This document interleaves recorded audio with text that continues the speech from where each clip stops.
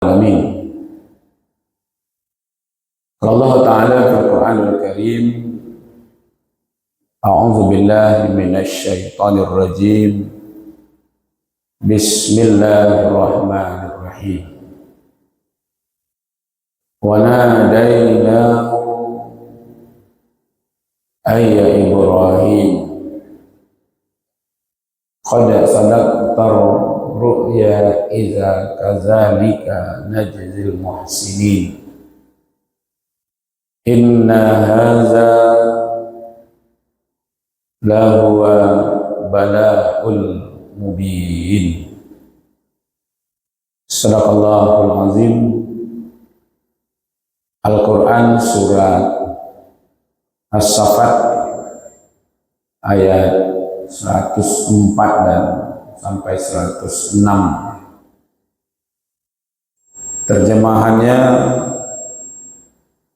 berlindung kita kepada Allah dari godaan setan yang terkutuk atas nama Allah yang Maha Pemurah lagi Maha Penyayang. Dan kami seru dia, yakninya Ibrahim.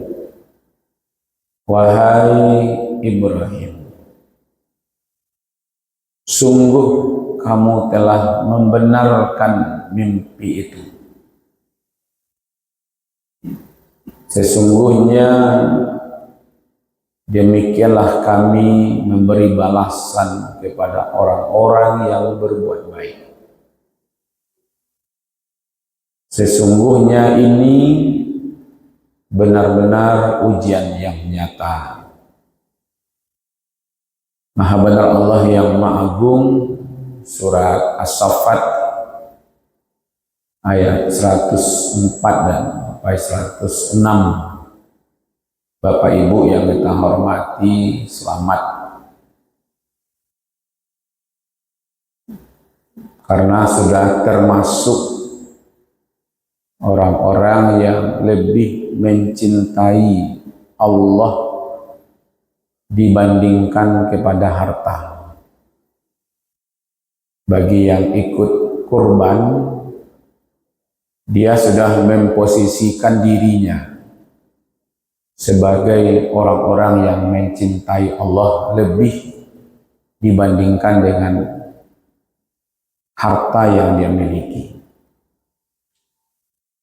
Orang tidak ikut kurban hari ini bukan karena tidak mampu, Pak, tapi karena kecintaannya kepada Allah belum kuat. Dia lebih mencintai hartanya dibandingkan Allah. Makanya saya ucapkan selamat kepada bapak-bapak, ibu-ibu yang sudah ikut ibadah kurban. Ada anak SD, Bapak Ibu, dia nabung kan, nabung, bisa dibeli 1 ekor kambing. Dari mana uangnya? Dari jajannya. Kalau di situ kurban sekali seminggu, sekali sebulan, Pak. Hah? Sekali setahun. Nah, kan samu sampai lain ya. Ya nak, kurban itu sekali setahun, Bapak. Biaya kurban sekolah petang barang 2.700.000 dibagi 12 beras sebulan. 2,5 nggak sampai dah, 200 sekian lah enak. Kalau 2,5 dibagi 30 hari nggak sampai 10.000, ya kan? 7.000 sehari, 210 sebulan. Setahun, ya kan? 2.100.000 tambah sampai juta kan? Sampai rati ya, udah sangat.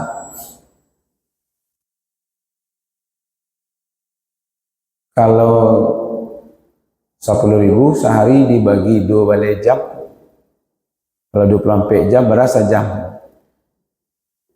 Nggak sampai 5.000 kan. Parkir oto kini berapa sejam? 5.000. Nah, ini kali-kaliannya bukan karena tidak mampu nih Bapak Ibu, tapi dia lebih mencintai harta dibandingkan Allah. Makanya orang yang ikut berkorban itu ikut kita ucapkan selamat. Itu satu Pak. Yang kedua, kita doakan semoga ibadah kurban itu diterima di sisi Allah. Sekian banyak ibadah, salah satunya yang langsung didoakan itu adalah kurban. Ya, pamannya di waktu menyembelih, Bismillahi Allahu Akbar, Allahumma haza minka wa ilaika fataqabbal, gitu. Ya Allah, ya atas nama Engkau, ya, yang maha besar, ini dari Engkau ya Allah. Kurban syariat ini dari Engkau, maka ini aku persembahkan untuk Engkau. Nah gitu. Jadi korban itu langsung didoakan. Ya kan? Saya kemarin merubah beberapa kebiasaan. Satu, nama peserta korban ini kadang-kadang asal ditulis saja Pak. Namanya Yusnimar, panggilannya Bu Yui. Kelompok 1 Bu Yui.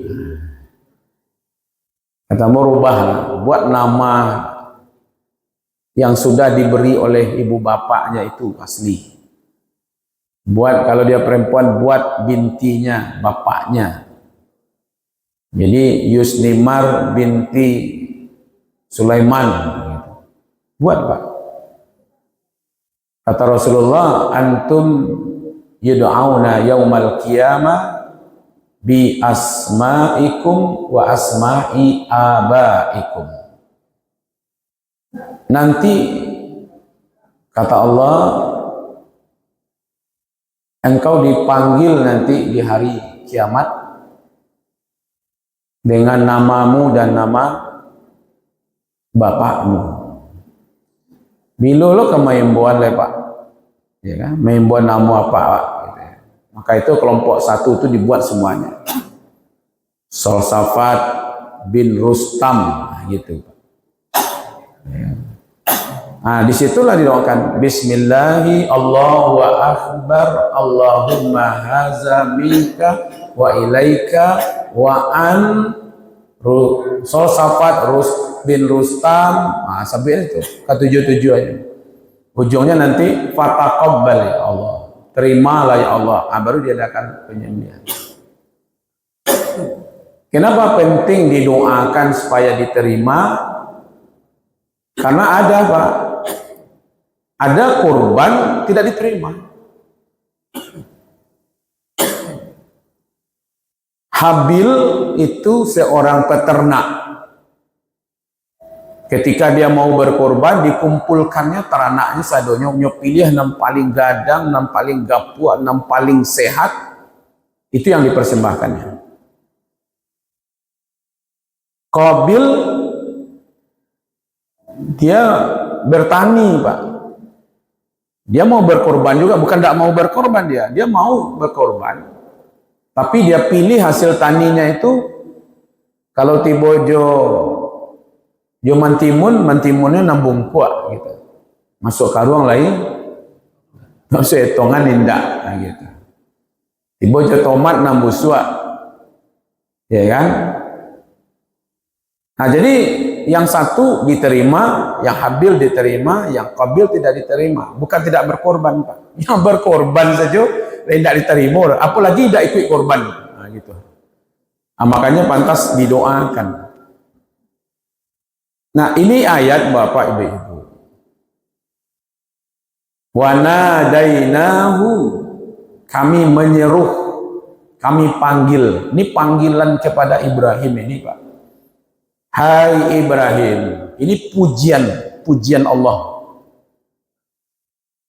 Inna hadza lahu bala'ul mubin. Ini sebenarnya adalah Allah ingin mengabadikan kehebatan luar biasanya Ibrahim. Dia lulus, Pak. Jadi kalimat inna hadza, sesungguhnya ini itu perintah yang dilaksanakan oleh Ibrahim, perintah yang dilaksanakan oleh Hajar, perintah yang dilaksanakan oleh Ismail, itu adalah sesuatu bala'ul mubin. Itu benar-benar ujian yang nyata, maka itu ucapan selamat dari Allah. Maka pantas bapak-bapak, ibu-ibu yang ikut korban diberi ucapan selamat karena adalah lulus dari ujian, ya kan? Bagaimana Ibrahim? Jangan dipandang bapak ibu seorang nabinya. Jangan dipandang Hajar itu seorang istri nabi. Jangan dipandang Ismail itu anak nabi. Karena di lain pihak ada anak nabi yang durhaka, kan? Ada enggak? Anak nabi yang tidak taat? Nah, ada contohnya. Istri nabi yang tidak taat? Ada contohnya. Jadi bukan masalahnya ini nabi atau tidak. Ya kan? Tapi ada hal-hal yang luar biasa yang mereka kerjakan, yang mereka pahami gitu, Pak. Makanya konsep kalau ingin terjadi kepada diri kita hal-hal yang luar biasa dari Allah, memang harus dilakukan hal yang luar biasa. Kalau kita mengerjakan hal yang biasa-biasa saja, Bapak Ibu, ya yang kita dapat, ya biasa-biasa saja gitu. Tapi kalau kita lakukan lonjakan yang luar biasa, maka kita akan mendapatkan sesuatu yang luar biasa. Ibrahim ini siapa yang mendidiknya sampai seperti ini keyakinannya?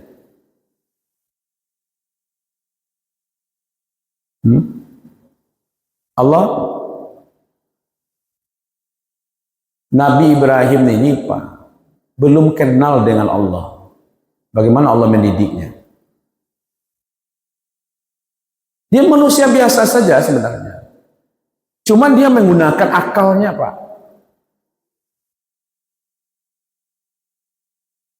Kan sebenarnya ada 4 hal yang harus kita lakukan supaya kita punya lonjakan yang luar biasa, Pak.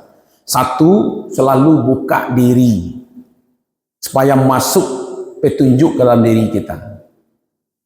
Yang kedua, pelihara yang sudah ada itu dijaga.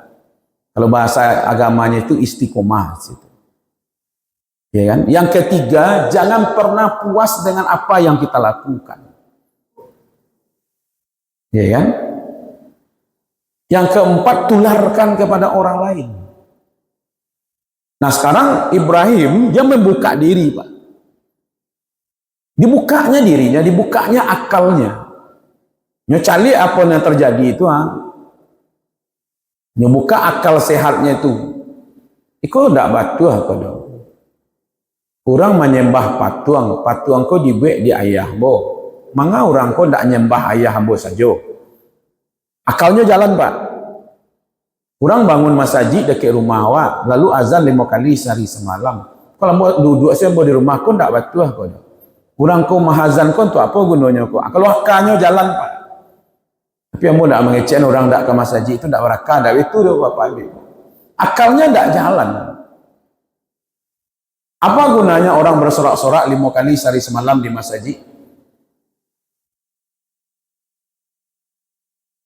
Kalau tidak memanggil orang yang ada di lingkungan masjid itu. Abdullah bin Umi Maktum kan, dia mengatakan, ya Rasulullah, saya buta, tidak ada yang akan membimbing saya ke masjid. Boleh tidak dapat dispensasi tidak sholat di masjid? Kata Rasulullah, boleh. Ya butuh, tidak ada orang ke membimbing ke masjid. Ya boleh, silakan. Baru dia berpaling, panggil lagi. Hatasma bin nida'i sholat, apakah engkau mendengar panggilan sholat? Ya mendengar ya Rasulullah. Kalau itu datang ke masjid. Kini tidak datang kapan saja itu apa Pak? Apanya yang betul? Atau apa no cendah Nabi Ibrahim kecil, muda tuh Pak, belum jadi nabi lah itu dong. Masih anak muda, sudah bicara dengan bapaknya. Kau tidak masuk akal kok. Orang menyembah patung ku ayah nama ayah saja disembah. Walahan ayahnya dia berdialog dengan Ibrahim kan. Jadi anak-anak muda ini akalnya dia harus dilakukan. Ini kan banyak akal tidak fungsi Pak. Anak-anak muda kini mana yang lebih dia senang, duduk di kafe atau duduk di masjid? Di kafe kan.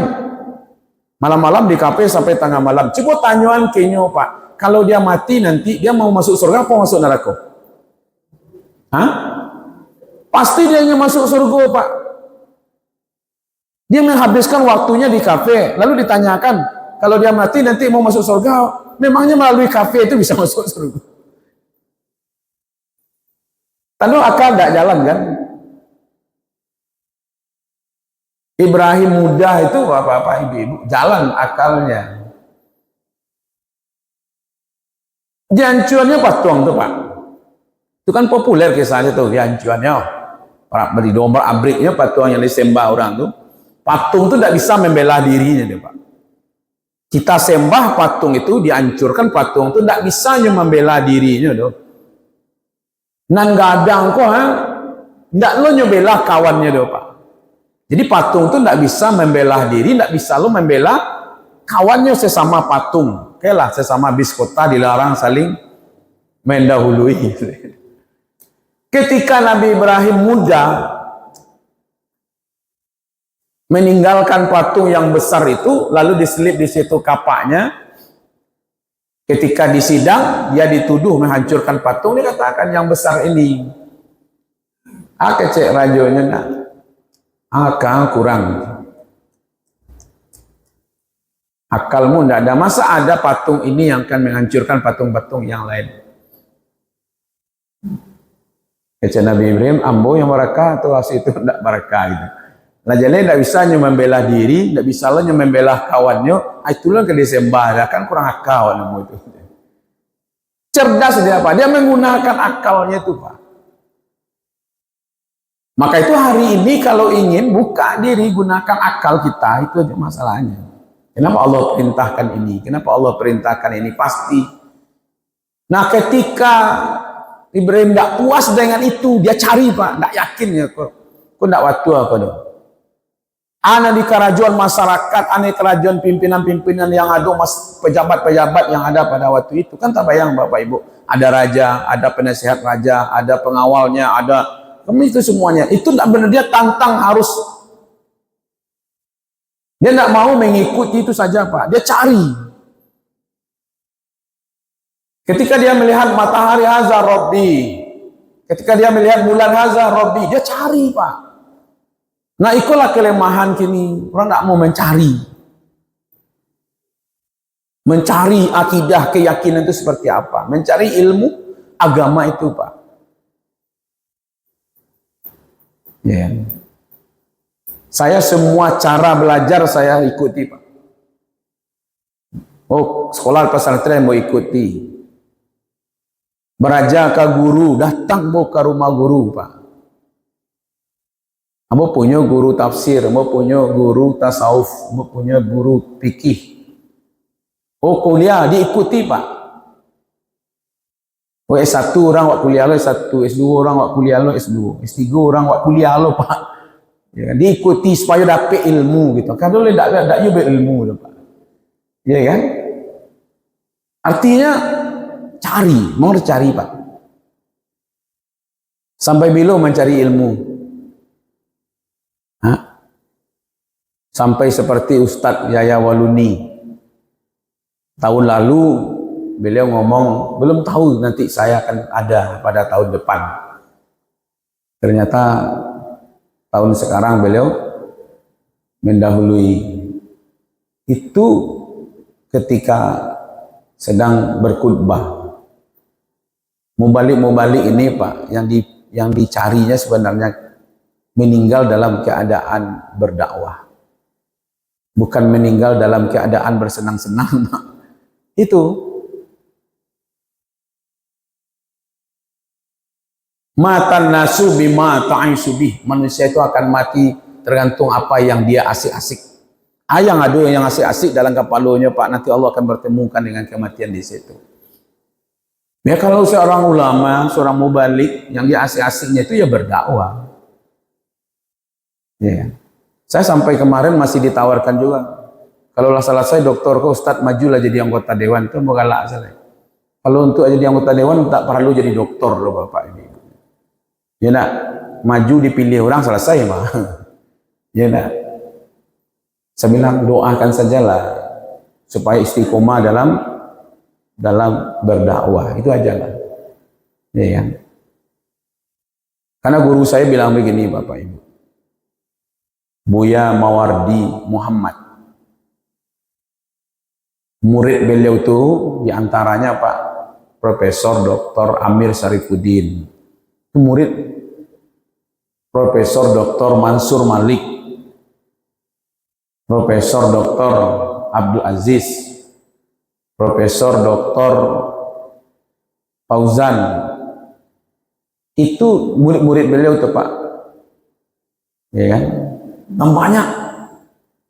Nah, ambo di bawah jauh tuh. Tahun beliau itu tahun-tahun 70-an, 80-an gitu. Ambo di bawah tahun 90-an. Jadi tahun 90-an itu Buya kami meninggal, dirawat di rumah sakit. Sedang dirawat tuh masih membaca juga Pak. Ya, membaca.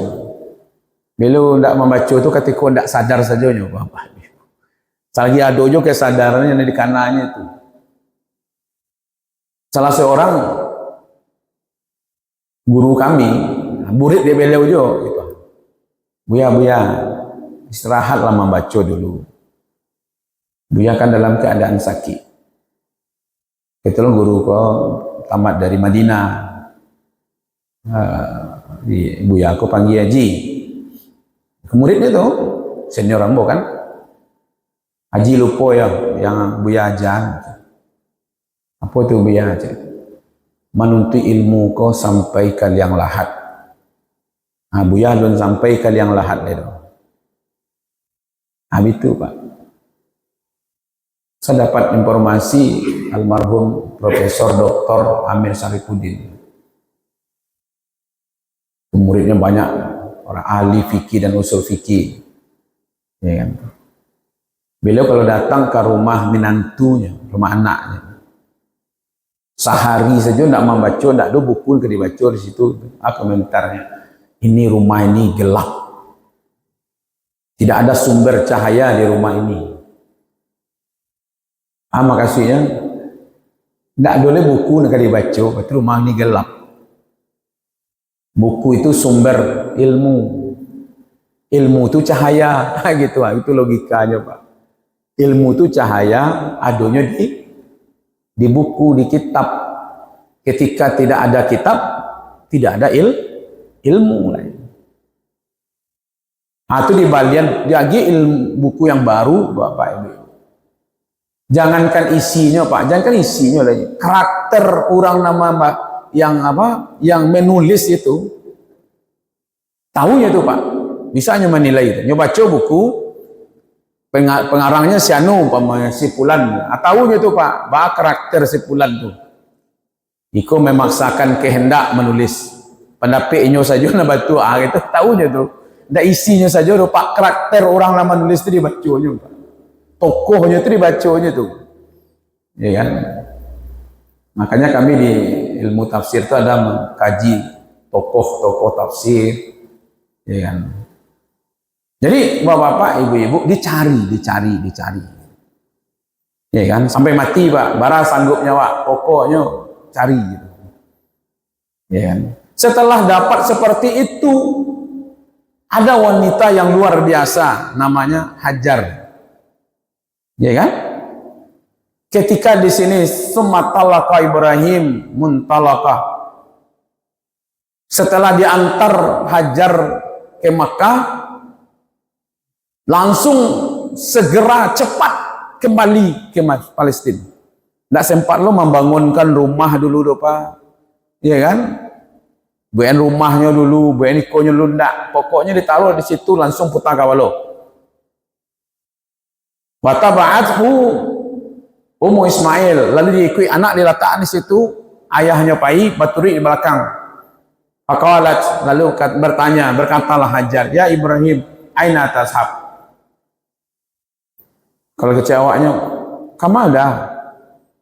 Baru tibu, baru, ya langsung merengkek. Dikaja, kamu dah. Ya kan? Kamu dah Ibrahim, nah gitu ya. Ani yang saya Nabi Ibrahimnya Pak.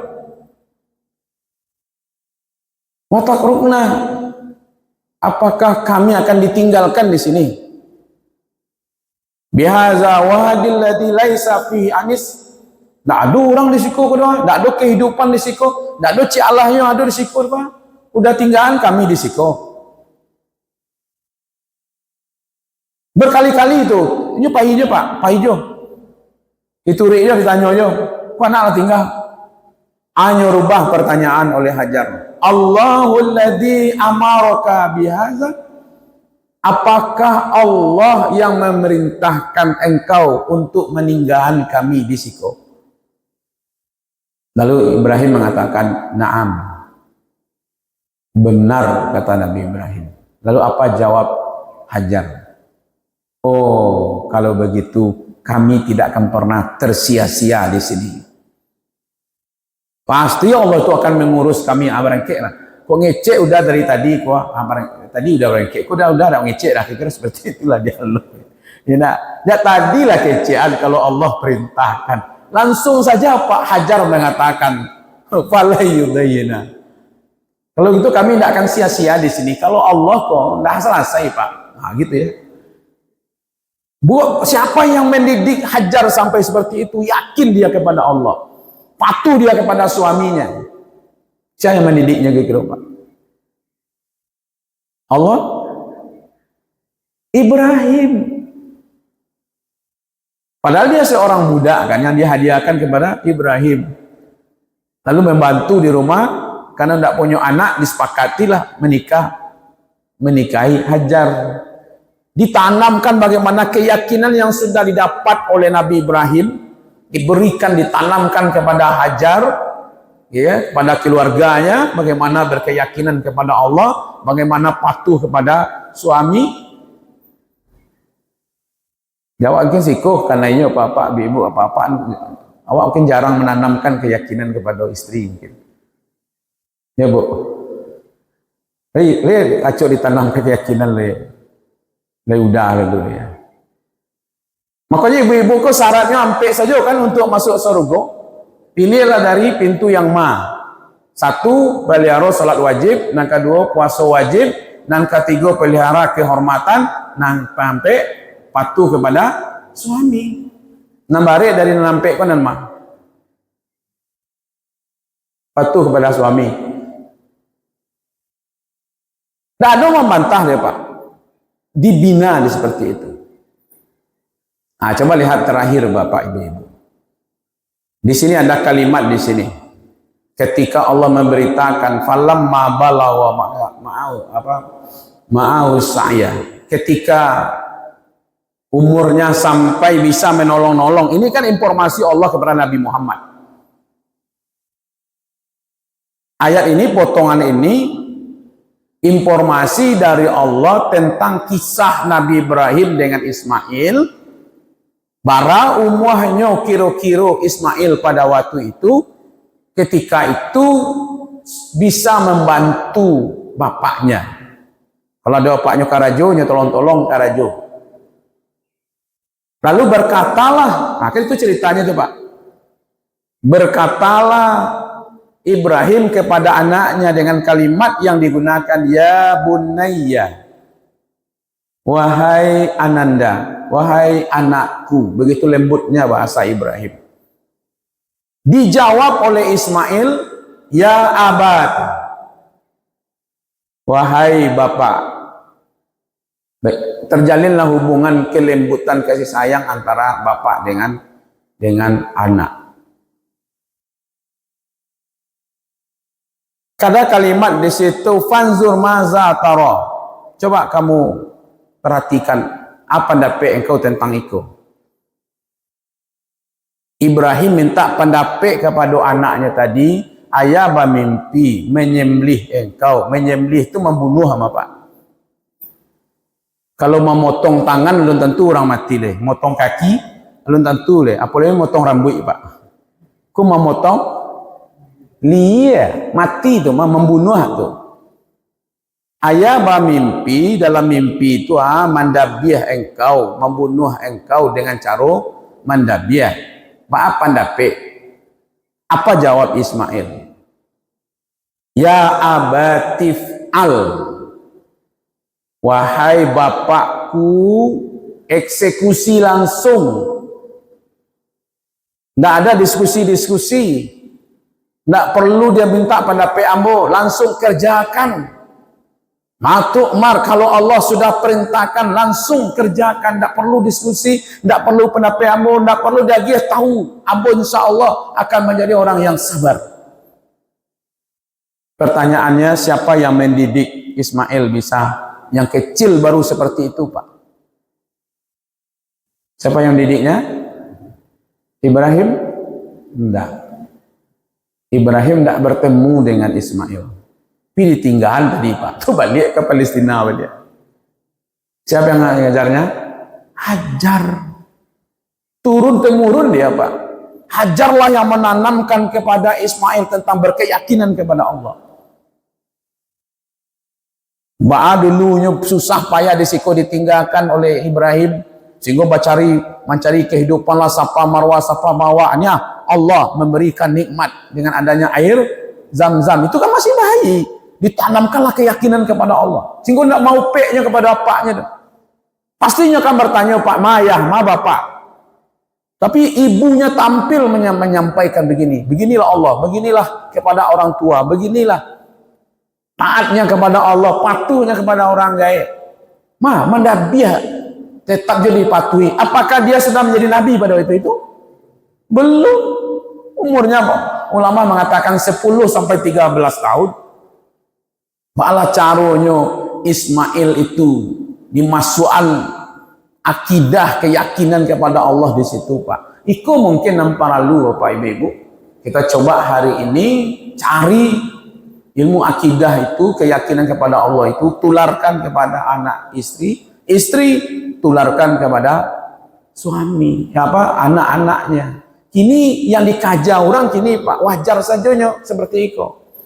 Yang dipikirkan oleh ibu bapak kini kok kalau masuk sekolah anak kama nanti karajo. Kalau masuk kuliahnya di mana nanti karajo. Itu yang dipikirkan orang kini. Makanya tidak luar biasa dalam bidang akidah. Padahal Rasulullah mengajarkan tentang akidah ini 3 balik tahun Pak. Berkeyakinan kepada Allah itu seperti apa? Baru nanti tahun berikutnya baru nanti ada sholat, puasa itu nanti sudah di Madinah itu, zakat itu sudah Madinah Pak, haji itu sudah di Madinah itu. Akhirnya anak TK ini diajar menasik haji Pak. Iya enggak? Anak TK diajar menasik haji Pak. Iya kan? Yang diajar itu tentang, harusnya diajarkan tentang keyakinan kepada Allah. Akidahnya diajaran Bapak Ibu. Ya kan? Ambo ndak ngecehan ada bisnis di situ. Baju menasik baralo gitu. Wallahu alam lah kan segala sesuatu ini, ya kan. Nah, Bapak Ibu yang dimuliakan, ini sedikit di akhir hari-hari tasyrik. Hari ini terakhir, ya kan? Sampai asar nanti ada takbir, ya kan? Mudah-mudahan kajian ini menggugah kita untuk semangat, ya kan? Tetap belajar, membuka diri, mudah-mudahan nanti kita meninggal dalam keadaan berkeyakinan yang kokoh. Amin ya rabbal alamin. Terima kasih atas perhatiannya, mohon maaf atas kekurangan. Kita tutup dengan bacakan hamdalah, alhamdulillahirabbil alamin wa